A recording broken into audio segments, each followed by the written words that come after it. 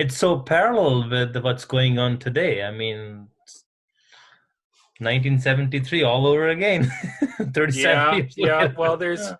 I think in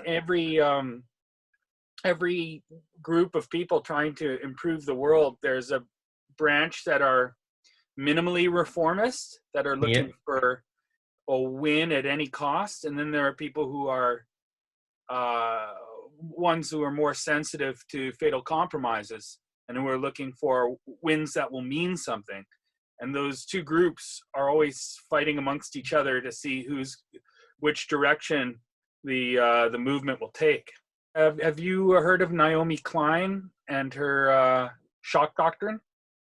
no, Oh, no. you have to Google that because it's Oh, all over the internet right now. Naomi Klein wrote a book called Shock Doctrine, and then she's been applying it to every crisis since. There's a belief that when things fall apart, uh, then people will adapt or adopt whatever philosophies are lying around at the time. So right wingers try to make sure fascism is right there, handy, and slightly in disguise, so it won't look like the last version of fascism that came around, and encourage people to adopt that. Communists will disguise communism and have yeah. that lying around. Right now, it's disguised as Antifa, and fascism is disguised as the alt-right. And they're just trying to have these philosophies handy that people will abandon, neoliberalism, and then take one of those two things. And anarchists are always like, hey, we don't have to disguise our philosophy because it doesn't betray people. It's anarchism. You should go for that instead. No rulers. It works real good. And I think these three philosophies, since at least the 1800s, have been fighting it out for supremacy.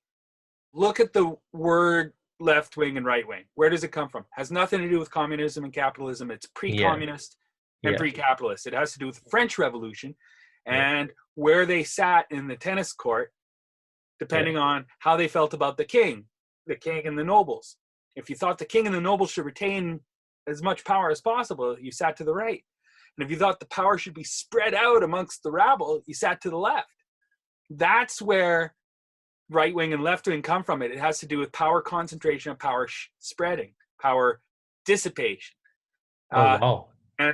and so it's been confused with communism and capitalism because, well, if you read this wonderful article by Noam Chomsky called "The Soviet Union versus Socialism," both communism and capitalism want to pretend that left wing is communism and right wing is capitalism. So, well, so that the communists can take over the prestige that comes with socialism and comes with left wing, and so that the right can associate socialism and left wing isms with all the horrible things that communism brings and say, hey, we're the only alternative.